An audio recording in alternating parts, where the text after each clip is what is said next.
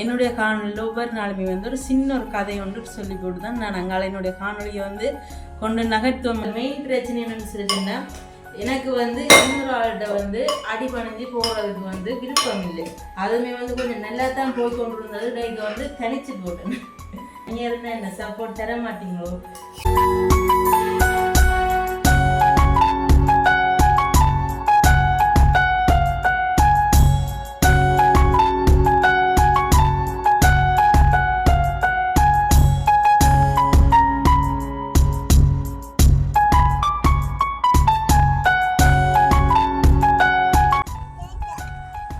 எல்லாம் தேத்தா பண்டியெல்லாம் கிடக்கு. நான் ஆற்றுக்கு நான் யாருக்கு தேத்தானோண்டு நான்ட்டு ஒருக்கா பார்த்து கொண்டு வந்து 2 பேரும் தேத்தான். அப்போ நான் குடிக்கிறதே இந்த சின்ன கப்புக்கு தான்.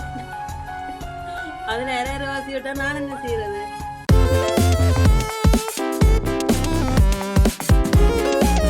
அனைவருக்கும் வணக்கம். நான் மிதுசா. இன்றைய நாள் பார்த்தீங்கன்னா நான் ஒரு சூப்பரான பின்னேரம் நாங்கள் தேத்தனையை குடிக்கிறதுக்கு தான் ஒரு சூப்பரான ஒரு சாப்பாடு செய்ய போகிறேன்.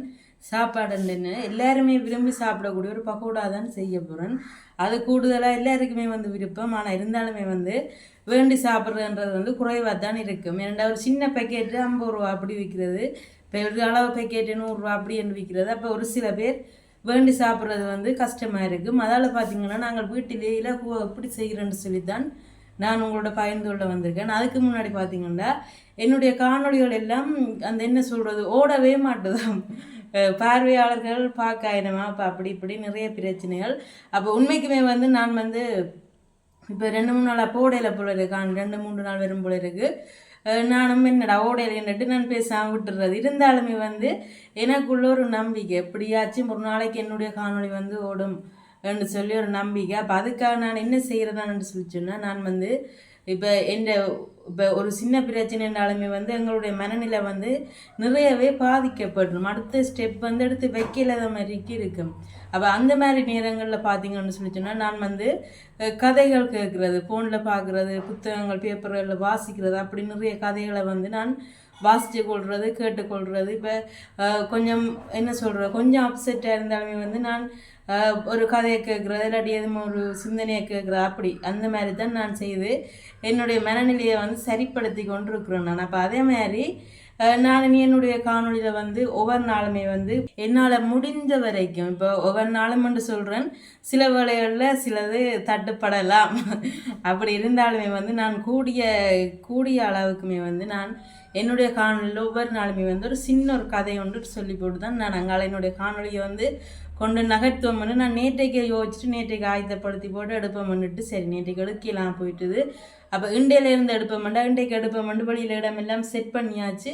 இருந்தாலுமே வந்து அங்கே பக்கத்து விட்டு இதை வேலை நடக்குது. அப்போ அவை வந்து ஃபோனில் பாட்டு போட்டுக்கணும் பொழுதுக்கு அப்போ ஒரு அளவான சவுண்ட் வந்து வெளியில் கேட்டு கொண்டு இருக்குது.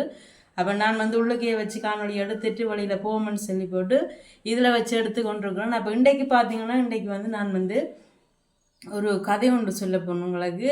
அப்போ அந்த கதை பற்றிய கருத்துக்கள் நீங்கள் எங்களோட பகிர்ந்து கொள்ளுங்க. அப்படியே தொடர்ச்சியாக கதை கேட்கணுமென்று விரும்புகிறார்கள் கொமெண்ட்ஸில் சொல்லுங்க. நான் வந்து தொடர்ச்சியாக முடிஞ்ச வரைக்கும் நான் கேட்ட கதைகள், வாய்ச்ச கதைகள், அப்படி இப்படி கதையில் வந்து உங்களுக்கு சொல்கிறதுக்கு நான் வந்து தயாராக இருக்கிறேன் என்றதை கூறிக்கொண்டு நாங்கள் கதைக்குள்ளே போயிட்டு அங்கே அடுத்த கட்டம் பகோடா செய்கிறதுக்குள்ளே போவோம். பார்த்தீங்கன்னா நான் வந்து இன்றைக்கு ஒரு தன்னம்பிக்கை கதை தான் வந்து சொல்ல போனேன். அப்போ முடிஞ்ச வரைக்கும் கதையை ஃபுல்லாக கேட்டுட்டாங்கள வீடியோக்குள்ளவங்க கதை தானே என்னட்டு தள்ளி விட்டு போகாதீங்கோ.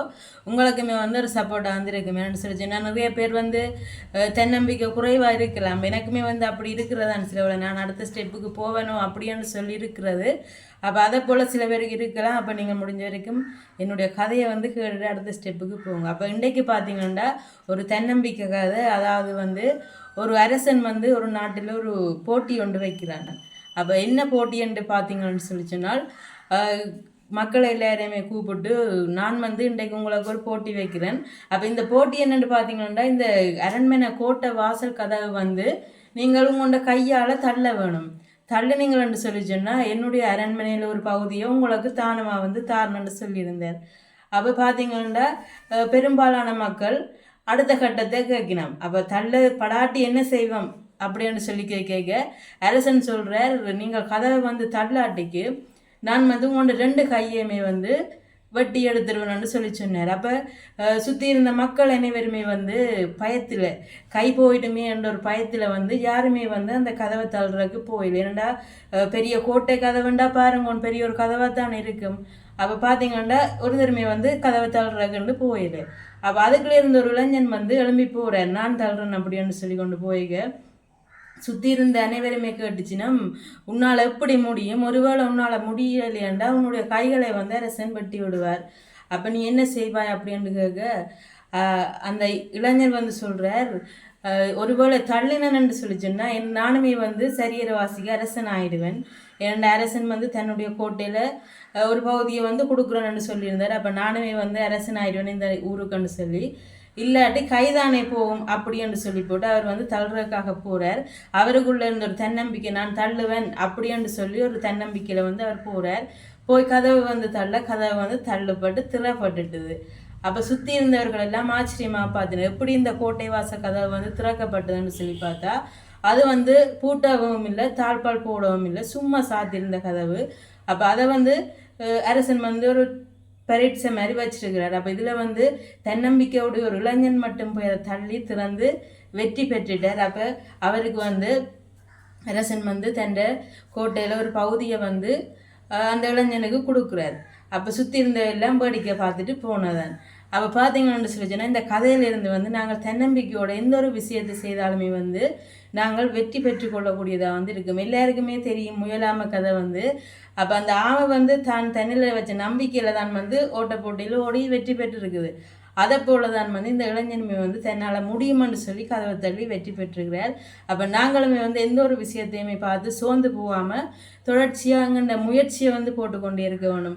இப்போ என்னை பற்றி சொல்லவளுக்கிட்ட நான் வந்து காணொலிகள் வீடியோ ஓடவேண்ட அடுத்த கட்டம் வந்து அடுத்த நாள் போடுற கொஞ்சம் பஞ்சிப்படும், கொஞ்சம் இல்லை நிறைய பஞ்சிப்பட்டு அப்படியே விடுறது. 2-3 நாள் விட்டுட்டு சரி வேறு அது ஒருக்கா போடுவோம்ட்டு காணொலி போடுறது. அது வந்து இப்போ நான் என்னில் ஒரு தன்னம்பிக்கை இல்லாத மாதிரிக்கு தான் இருக்கும். ஏண்டா நான் வந்து சரி என்னால் முடியுமென்று சொல்லி போட்டுக்கொண்டே இருந்தேன்னு சொல்லி சொன்னால் ஒரு கட்டத்தில் வந்து என்னுடைய காணொலிகளும் நல்ல வடிவாக வளர்ச்சி அடையும் என்று சொல்லி ஒரு நம்பிக்கையோடு நம்ம தொடர்ச்சியாக செயற்பட வேண்டும் என்று இந்த கதையிலிருந்து எனக்குரிய கருத்தையுமே வந்து எடுத்துக்கொண்டு நீங்களுமே வந்து உங்களுக்குமே வந்து இந்த கதை பயன்பட்டது என்று சொல்லி சொன்னால் அதிலிருந்து நீங்களும் முயற்சியை போட்டு அடுத்த கட்டத்துக்கு போகணும் என்று சொல்லிக்கொண்டு இப்போ நாங்கள் பகோடா செய்கிறக்குள்ளே போவோம். சரி பார்த்தீங்கன்னா நான் வந்து பகோடா செய்கிறதுக்கு பார்த்தீங்கன்னா கடலை பருப்பு வந்து ஒரு 1.5 சுண்டு அளவுக்கு எடுத்து காலமே ஊற வச்சிடும். 3-4 மணித்தியாலம் வந்து ஊற வச்சா காணமாக இருக்கும். அப்போ நான் கொஞ்சம் நல்லா ஊறட்டுமென்னு சொல்லிட்டு காலையிலேயே வந்து போடுவேன். காலமேண்டு என்ன ஒரு 10 மணி அப்படி போட்டிருந்தேன். அப்போ நல்ல வடிவாஞ்ச ஊறி இருக்குது. அப்போ பார்த்தீங்கன்னா இதை வந்து நாங்கள் தண்ணி இல்லாமல் வடிச்செடுக்க வேணும். தண்ணி சொட்டும் இல்லாமல் வடிச்செடுத்தோம்னு சொல்லி சொன்னால் நல்லா இருக்கும். அப்போ பார்த்தீங்கன்னா ஒரு கொத்து கருவேப்பமில் வந்து ஆள் வந்து வச்சுக்கிறேன். இது வந்து வெட்டியும் போடலாம், இடிச்சும் போடலாம். இடிச்சு போட்டோம்னு சொல்லி சொன்னால் ஒரு சாறு இல்லாமல் இதில் போய் நல்ல ஒரு வாசமாக இருக்கும். அப்போ பார்த்தீங்கன்னா இதுக்கு வந்து அரிசிமா கொஞ்சம் எடுத்து வச்சுக்கணும். அரிசிமா வந்து நாங்கள் அந்த மொறுமொறுப்பாக இருக்கிறதுக்காக வந்து கொஞ்சம் போட்டுக்கொள்ளக்கூடியதாக இருக்கும். அதை விட பார்த்தீங்கன்னா ஒரு பல் பூண்டு அப்படியே வந்து எடுத்து வச்சுருக்கிறேன். அதை வந்து அப்படியே கோதோடைய போடலாம். இது வந்து மேலே சரியான டஸ்ட் மாதிரி இருந்தது. பின் அதை வந்து நான் உடைச்சி எடுத்து வச்சுருக்கிறேன். அப்படியே பார்த்தீங்கன்னா தூளுப்படுத்து வச்சுக்கிறேன். அப்படியே பார்த்தீங்கன்னா கட்டைத்தூள் வந்து எடுத்து வச்சுருக்கிறேன். வேறு என்ன தேவைப்படும் ரைட் எங்களுக்கு வந்து பெருஞ்சீரகமே வந்து போட்டால் நல்ல ஒரு வாசமாக இருக்கும். அதை வந்து எடுக்காமல் இருந்துட்டேன். அதையுமே வந்து நாங்கள் போட வேணும். அப்போ நான் வந்து இப்போ என்ன செய்ய போகணும்னு சொல்லிச்சேன்னா கடலைப்பருப்பை வந்து நாங்கள் இடிச்சு எடுக்க போகிறோம். கடலைப்பருப்பு பார்த்தீங்கன்னா அரவல் நெருவலாக தான் அடிக்கணும். அரவல் நெருவலண்டா இப்போ அரைவாசி இடித்த மாதிரியும் இருக்கணும், இடிக்காத மாதிரியும் இருக்கணும். அப்படித்தான் வந்து நாங்கள் இடிச்சு எடுக்க வேணும்.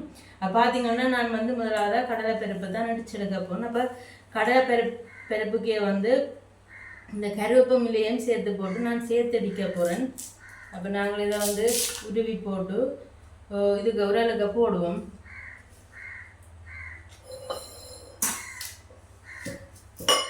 அப்படியே நாங்கள் கடலை பருப்பையும் போட்டு இடிப்போம் கொஞ்சம் கொஞ்சமாக.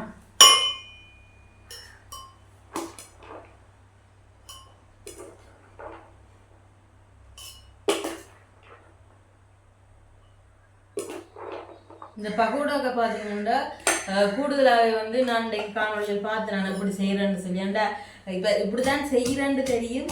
சில வேளைகளில் கொஞ்சம் வித்தியாசமாக செய்யலாம் அப்படின்னு சொல்லி போட்டு காணொலிகள் வந்து பார்த்து கொண்டு. அப்போ அதுக்கு பார்த்தீங்கன்னா சின்ன வெங்காயம் எல்லாம் போடணும். சின்ன வெங்காயம் பம்பா வெங்காயம் எல்லாம் சேர்த்து போட்டு செய்யணும்.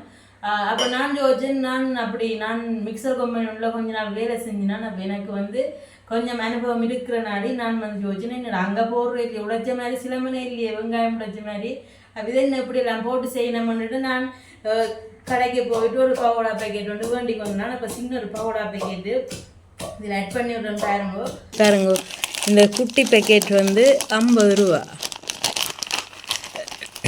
சரி, இதுக்குள்ளே என்னென்ன போட்டோன்னு சொல்லி நாங்கள் பார்த்துட்டு அதுக்கேற்ற மாதிரி நான் போட போகிறேன். இதில் போட்டதில் கொஞ்சம் வித்தியாசமாக போடுவோம், அப்போ சுவை வந்து வேறையாக வரும்.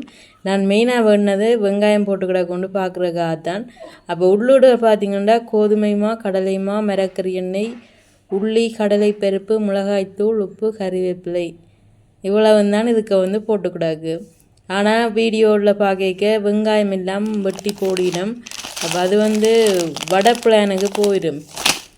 நான் வந்து பகோடா செய்யணும், முறண்டு இருக்க வேணும்னுட்டு ரைட் நாங்கள் இருக்க பார்த்துட்டு செய்யணுன்ட்டு வேண்டிக்கு வந்தான். அப்போ நாங்கள் வந்து இதை சாப்பிட்டுட்டு எங்கள்ட பகோடா அளவில் தொடங்குவோம். அப்போ அதுக்குள்ளே என்னென்ன போட்டோன்னு சொல்லி பார்த்துட்டு தான் நான் இந்த பொருட்கள் எல்லாம் எடுத்து வச்சுருக்கிறேன். அப்போ அதுக்குள்ளே பார்த்தீங்கன்னா கடலை மாவு வந்து போட்டுருக்கேன். நாங்கள் வந்து அரிசி மாவு தான் சேர்க்க போகிறோம் முறுமுறுப்பாக இருக்கிறதுக்கு. அப்போ சின்ன வெங்காயம் போடக்கூடாதுன்னு பார்த்தீங்கன்னா சின்ன வெங்காயம் போட்டால் வந்து இளவாளிச்சு போடணும். அந்த மொறுமொறுப்பு தன்மை இல்லாமல் போயிடுமெண்டா சின்ன வெங்காயத்தில் ஒரு ஈரப்பதம் இருக்கிறனாடி நாங்கள் வந்து பொரிச்சிட்டு எடுக்க உடனே சாப்பிட மொறுமொருண்டு இருக்கும். கொஞ்ச நேரத்தால் பார்த்தீங்கன்னா இளவாளிச்சு போடும். வடையெல்லாம் சுடையாக அப்படித்தானே வாரது. அப்போ அதால் பார்த்தீங்கன்னா நான் வந்து சின்ன வெங்காயத்தை நிப்பாட்டி போட்டு இதை போடுறோம், உள்ளியை மட்டும் போடுறோம்.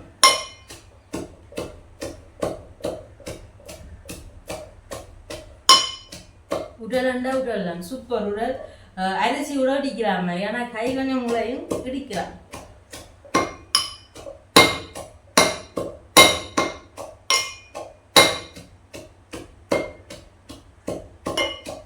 இதுக்குள்ள பார்த்தீங்கன்னா கருவேப்பிலை போட்டாடி நாங்கள் கொஞ்சம் நல்லா வெடிச்சுட்டு அதை கொஞ்சம் நல்ல அரவை நடுவில் இடிச்சு விடுவோம். சரி பார்த்தீங்கன்னா இது வந்து கொஞ்சம் முடிச்சிடுச்சா கருவேப்பிலை வந்து நல்ல சாறு மாதிரி கொஞ்சம் இல்லையாதான் வந்துட்டுது. அப்போ நான் வந்து இதை வலிக்க போகிறேன்.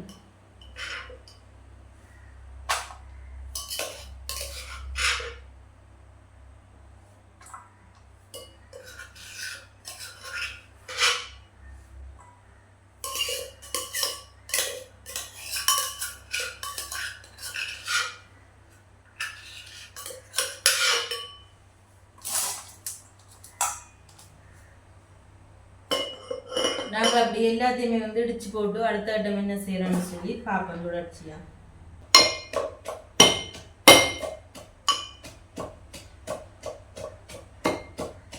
சரி பார்த்தீங்கன்னா ரெண்டாவதுமே வந்து இடிச்சு சரியா வந்துட்டு அப்போ நான் வந்து அரைவாசி கட்டம் பிறகு இந்த உள்ளியை வந்து சேர்த்து போட்டு இடிக்க போறேன்.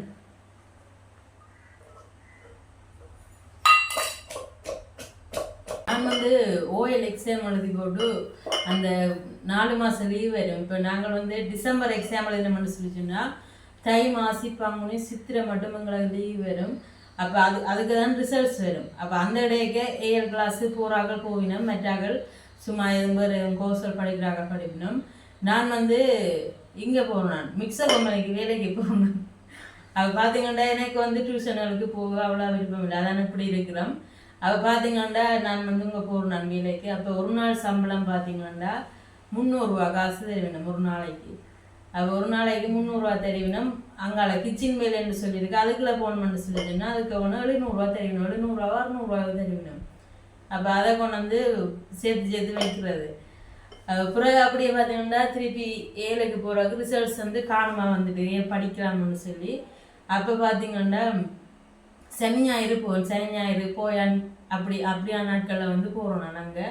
அப்போ எனக்கு வந்து அங்கே பேக்கிங் பண்ணுறது, மற்றது பொரிக்கிறது, பகோடா பொரிக்க எல்லாம் கூப்பிடுவினா. பகோடா வந்து ஒரு உடல் மாதிரி இருக்கும், அப்படி புளிய வேணும், புளிஞ்ச உடம்பெல்லாம் நோவும் அப்படி. அப்போ சின்ன பிள்ளைங்கனால வேலை செஞ்சு அவ்வளோ அனுபவம் இல்லைனாலுமே வந்து உழைக்கணும்னு ஒரு ஆசையை வந்து போடுறத போயிட்டு அங்கேயும் போகிறதானே ஸ்கூல் போகிறது, லீவு நாளெல்லாம் அவங்க போகிறது, அப்படி போய் அப்படியே வாழ்க்கை போச்சு.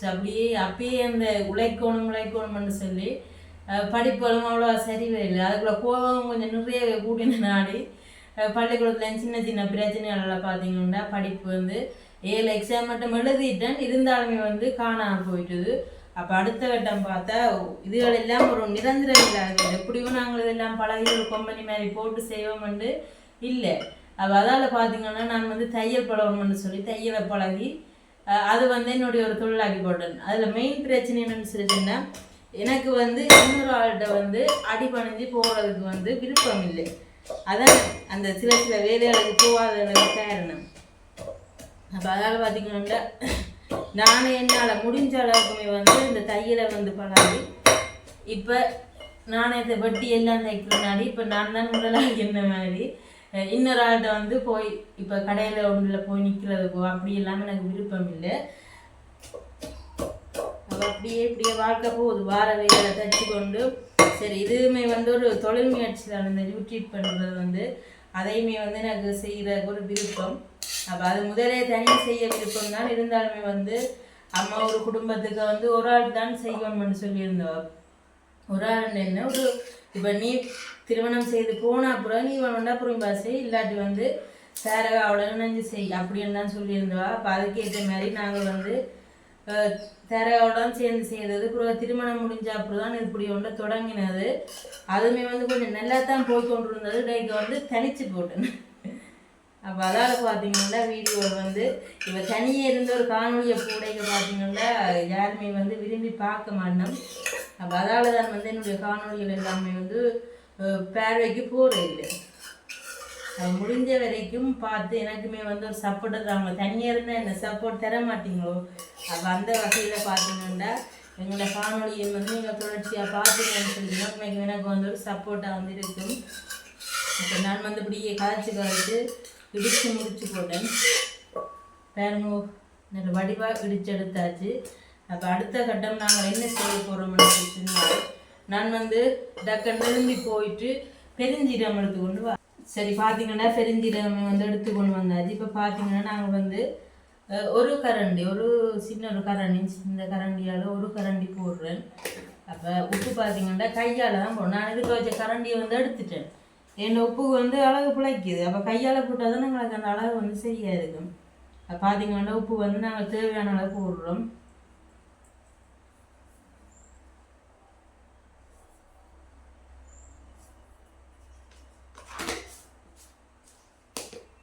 அப்படியே பார்த்தீங்கன்னா நாங்கள் வந்து கட்டைத்தூள் போடுறோம்.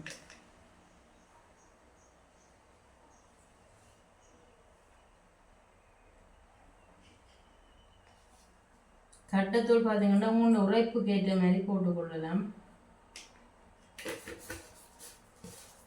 அப்படியே பார்த்தீங்கன்னா கொஞ்சம் மொறு தன்மைக்கு அரிசி மாவு கொஞ்சம் சேர்க்கப்படுறோம். நாங்கள் எப்படி தோணும் உளுந்து வடை செய்கிறதுக்கு அரிசி மாவு போட்டால் முறாண்டு இருக்குன்ட்டு நான் வந்து இந்த சில்வரால் ஒரு சிலர் அரிசி மாவு போட்டுட்டேன். அது அப்படி அரிசி மாவு மனமாகவே கூட அந்த உளுந்து அப்போ அப்புறம் இன்னொருக்கா சுட்டு பார்த்துனாங்க. அது நாங்கள் சரியாக கணக்காக வந்தது இல்லை. அப்போ நாங்கள் வந்து எல்லாத்தையும் சேர்த்து நல்ல வடிவாக மிக்ஸ் பண்ண போகிறோம்.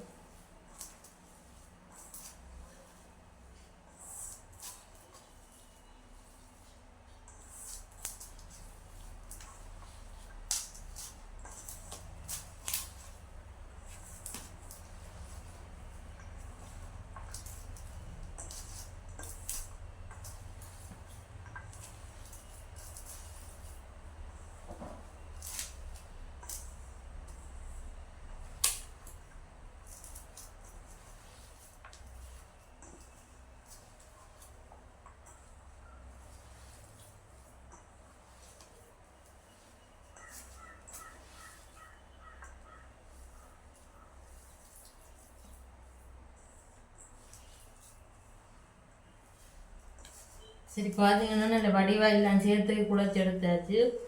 இனி நான் வந்து அடுப்பை மூட்டி போட்டு அடுத்த இடத்தை பார்க்கணும். இதெல்லாம் புளிக்க எல்லாம் வைக்க தெரியல, சும்மா போட்டு சுடலாம்.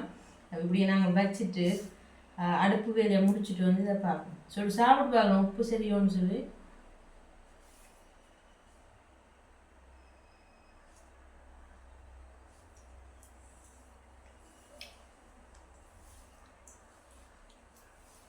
சரி, புலாம் கூட காணாட்டி சேர்ப்போம். நாங்கள் முருகட்டை ஒருக்கா போட்டு எடுத்து போட்டு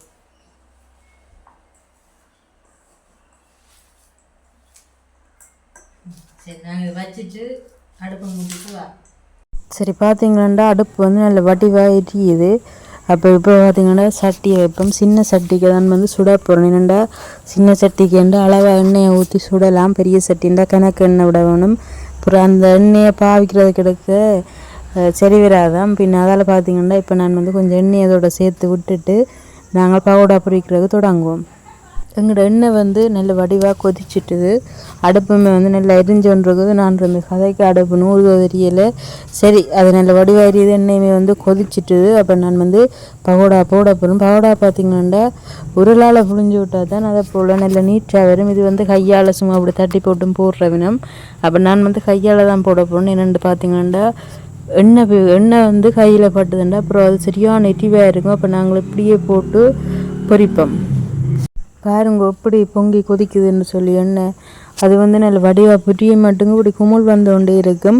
குமுள் அடங்கினோன்னும் நாங்கள் பவுடாவை எடுக்க சரியாக வரும். என்னென்னா அது வந்து நல்ல வடிவாக பொரிஞ்ச அப்புறம் எடுத்தால் தான் முறுமுறுண்டு நல்ல சூப்பராக சுவையாக இருக்கும். அப்போ நாங்கள் இது நல்ல வடிவாக பொங்கி கொதித்து பவுடா வந்து முறுமுறுண்டு பெற்ற கட்டத்தில் நாங்கள் எடுப்போம். சரி நல்ல வடிவாக பொரிஞ்சு நிறமெல்லாம் மாறி வந்துட்டு அப்போ இதை நாங்கள் இப்போ எடுத்துக்கொள்வோம். பாருங்க எப்படி இருக்குன்னு சொல்லி நல்ல சூப்பராக இருக்குது. என்ன வடை மாதிரி தான் கிடக்குது. நாங்கள் வந்து மிச்சத்தை வேறு மாதிரி போட்டு பார்ப்போம். இது எப்படி இருக்கு வடை சாப்பிட்ட மாதிரி தான் இருக்க போது உள்ளுக்க முறுமுரண்டு இருக்காதுன்னு நினைக்கிறேன். நாங்கள் வந்து மெட்ட மாதிரி போடுவோம் இருக்கா. பார்த்தீங்கன்னா நான் போட்டது வந்து பவுடாண்ட அண்ணா மாதிரி கிடக்குது. பார்த்தீங்கன்னா சுடாட்டு பண்ணு. நான் வந்து இப்போ ஒரு வித்தியாசமாக போட போகிறோம். பாருங்க கையாலேயே வந்து போட போகிறோம். இப்படியே புழிஞ்சு விடலாம். நாங்கள் பவுடா உடல் இல்லாதார்கள் இப்படி போடலாம். அந்த இப்படி போட்டோம்னு சொல்லி சொன்னால் இல்லை வடிவாக பொரிஞ்சு வரும். அது வந்து வடை மாதிரி கிடக்குது. பார்க்குற உங்களுக்குமே வந்து சுடுறதுக்கு மெனம் பெறாமல் போயிடும்.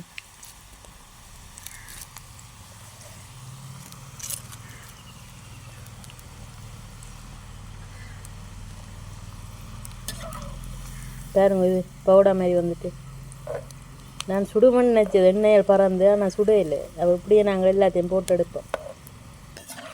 ஓகே பார்த்தீங்கன்னா எண்ணெயில் வடிவாக பொரிஞ்சிட்டு இப்போ நான் இதை வந்து எடுக்க போகிறேன். பார்த்தீங்களே பவுடா மாதிரியே வந்துட்டு அப்படியே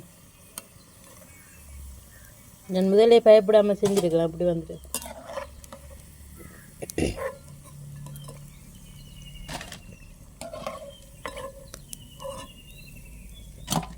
சரி பார்த்தீங்கன்னா நான் வந்து நல்ல சூப்பராக எங்கள்ட பகோடா வந்து சுட்டெடுத்தாச்சு. நடுத்து சூப்பராக இருக்கு.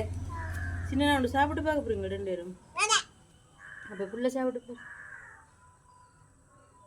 நீ சித்திக்கு சப்பி காட்டணும்ல கறக்கண்டு கிடாக்கண்டு எப்படி கறக்கு நொறு கண்டு இருக்கேனே. சூப்பரா எல்லாம் தேத்தா பண்டியெல்லாம் கிடக்கு. நான் ஆத்தைக்கு நான் யாருக்கு தேத்தானோண்ட வேணான்னுட்டு ஒருக்கா பார்த்து கொண்டு வந்து 2 பேரும் தேத்தான். அப்போ நான் குடிக்கிறதே இந்த சின்ன கப்புக்கு தான்.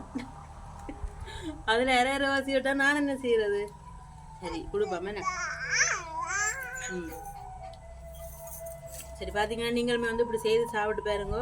நான் வந்து முதல் கையால் இப்படி உருட்டி போட்டு அது வந்து வடை பிளானுக்கு வந்துட்டு அப்புறம் இங்கே பாருங்க இப்படி நல்ல சூப்பராக அப்படி கையால் புழிஞ்சு விட்டேன். நான் பார்த்தீங்கன்னா இது நல்ல சூப்பராக வந்துருக்குது. என்ன எடுத்து அது கொஞ்சம் இருமல் சளித்தன்மையாக அதெல்லாம் சாப்பாடு கொஞ்சம் எடுக்க. சரி அப்போ நாங்கள் வந்து காணொலியை முடிச்சுக்கொள்ள முடியுது. எங்கே போவோம் இனி பார்த்தீங்கன்னா ரித்திக் வந்து அதில் ஒரு கத்தி வச்சுக்கணும். இங்கே இந்த புள்ளிச்சிருக்கிற கத்தி அதில் எங்கே வச்சு நீங்கள் ஒரு சின்ன ஒரு சத்தகத்தில் பின்னுக்கு ஒரு பிடி ஒன்று போட்டு அதால் புல்லு செருக்கிறாங்க. அப்போ அந்த சின்ன கத்தியால் ஆட்டுக்குட்டிக்கு வாழையில வெட்டி கொண்டு கொடுத்து போட்டு வந்தவர் அமிர்திக்கேன்னு ஜுங்கா சிரிச்சு கொண்டிருக்கிறார். ரோட்டு கொண்டு விட்டோம். அப்போ நாங்கள் வந்து தேத்தா குடிச்சிட்டு போவோமே. சரி அப்போ நாங்கள் வந்து காணொலியை முடிச்சு கொள்ள போகிறோம். நீங்கள் வந்து செய்து சாப்பிட்டு பாருங்க. நாளைக்கு இன்னொரு காணொலி உங்களை சந்திப்பேன். உங்களிடமிருந்து விடைபெற்றுக்கொள்ளும் நான் மிதுசா.